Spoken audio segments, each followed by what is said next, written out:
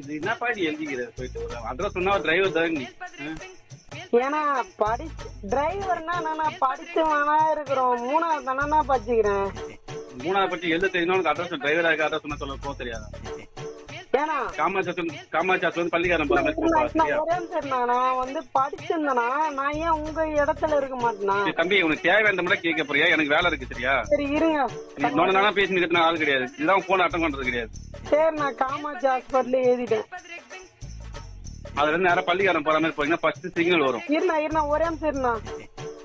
ப இல் லீ த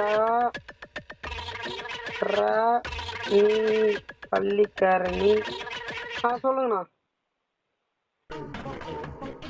ஹலோ தம்பி நான் உனக்கு வாய்ஸ் ரெக்கார்ட்ல போடுறேன். நீ அப்படியே பார்த்து அப்புறம் எழுதிக்கப்பா, சரியா? நான் எனக்கு ஒண்ணுமே புரியலண்ணா.